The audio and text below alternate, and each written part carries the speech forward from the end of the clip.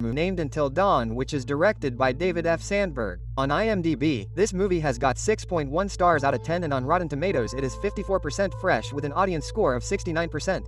Now for those who don't know, let me tell you that this movie is based on a game on PlayStation, and the name of that game was also Until Dawn, which was released in 2015.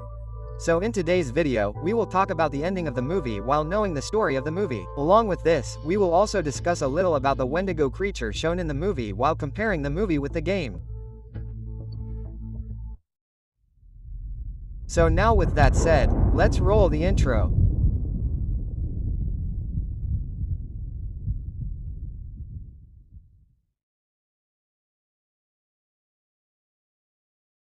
So in the beginning of the movie, we viewers see a lady who is running away from someone. This lady, while running, comes out through the tunnel by removing the ground. But before she is able to escape completely, a massive man attacks this lady.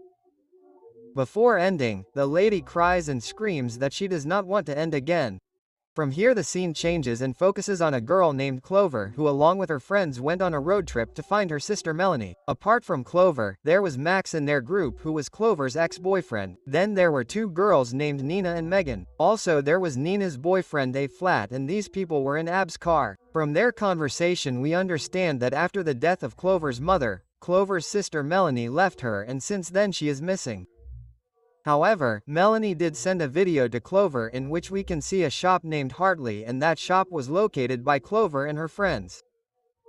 Now here I tell you a little about the dynamics between everyone. Like Max wanted to become Clover's boyfriend again. Then Nina keeps changing her partner every 3 months, and this partner is sometimes a boy, sometimes a girl. However, Nina's friends have always been Clover, Megan and Max. And this tells us that A Flat is new in their group. Megan is a bit of a psychic type where she believes in positive and negative vibes. Also, there was some tension between Clover and her sister Melanie.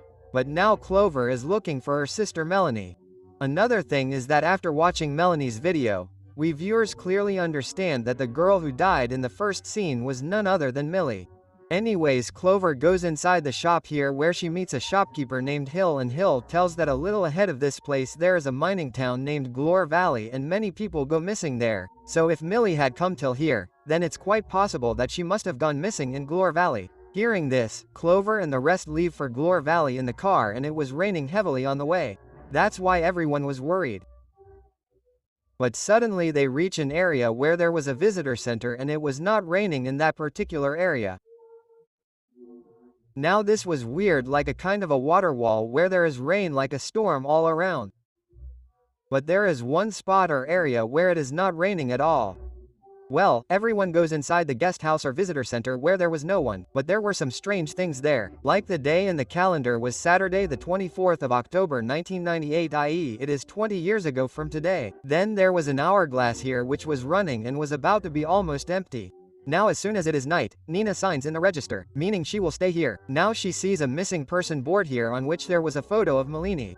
Yes friends, not only this, but Melanie's name was also written in the guest house register as guest that too multiple times. Meanwhile, Clover feels outside as if there is someone in the forest, and Clover goes to investigate in the forest.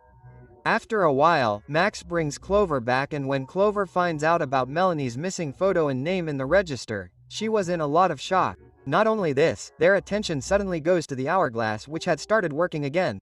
That means this hourglass has been turned over while none of them did this. Things get even weirder when someone turns on Abe's car and takes it to the forest area. And these people do not follow the car here because the person sitting in the car may be dangerous. By this point everyone started feeling that something is strange here, and in such a situation Clover, Max and Megan go to the basement, and there were windows in the basement too, which was again weird. Then suddenly a massive man with an axe first kills Abe. Then he also kills Nina. After this he kills Megan and Max, and Clover runs out. Although Clover is not able to escape because that masked two-man kills him too.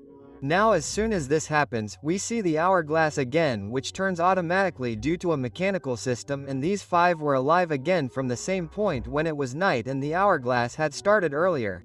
Yes friends, here the game is of time loop which we will discuss at the end of the video. But for now these 5 were very worried because they clearly remembered that they had not survived the previous night, but somehow now all of them were alive. All of them are back. Now the craziest thing was that now their photos were also pasted on the missing board. At this point everyone thinks of running away from here, but then Megan suddenly gets possessed and the lights of the house also go off. These people follow Megan, where Megan was pointing at the missing board in a possessed state.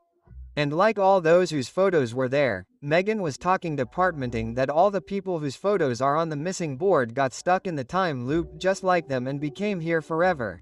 After this Megan suddenly falls down and everyone panics and locks the visitor place from inside. Then Clover hears a voice from outside asking her to come, and despite the others' refusal, she goes outside. Now a dilapidated house appears in front of them which was not there earlier, and suddenly some invisible force pulls Clover into this house.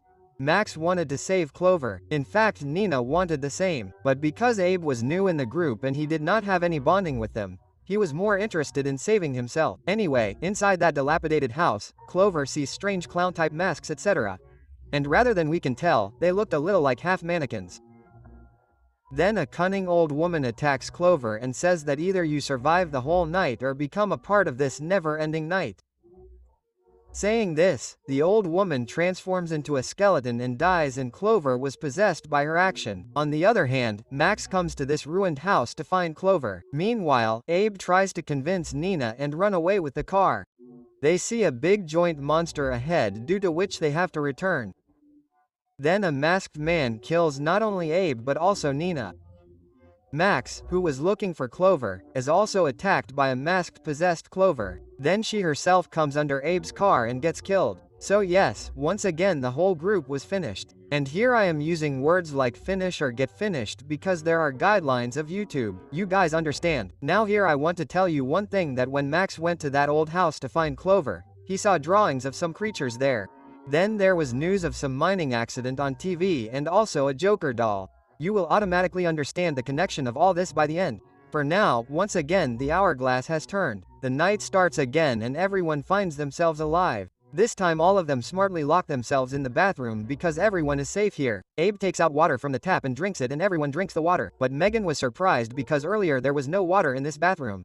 Megan also notices how every time after the end, changes were coming in their body. Like hair fall, scars, strange teeth growing, etc. Now before everyone can make any further plans, Abe suddenly coughs and literally bursts. After this everyone starts bursting one by one because the water they drank had something dangerous mixed in it, which caused such a reaction in the body that these people were bursting. Clover survives till the end, and here Hill comes in front of Clover. Yes friends, Hill is the same guy whom Clover met at that gas station shop. And before Clover dies, Hill says that she had survived till the end of almost the night. And if she has to survive, she will not be able to survive by sitting idle. After this, Clover also dies and the hourglass turns. So again these people are alive, and this time they start searching the house so that they can get some clues about what is happening here and how to get out of here. In such a situation, Clover gets some ids of Hill suggesting that Hill is some kind of doctor and he is definitely involved in all this. Abe finds a 20-year-old paper in which it was written that a mining disaster had happened in Glore Valley at that time. Basically, while mining, people had dug so deep that the whole town went inside the cave, and more than 1,100 people were destroyed during this incident. Those who survived had suffered trauma, and to deal with that trauma, a Dr. Hill was called, who was some kind of therapist, and he was dealing with the survivors. This is the reason why other houses in this area were not visible, because they would have sunk into the ground, and we could see the windows in the basement because the floor above would have fallen down into the ground.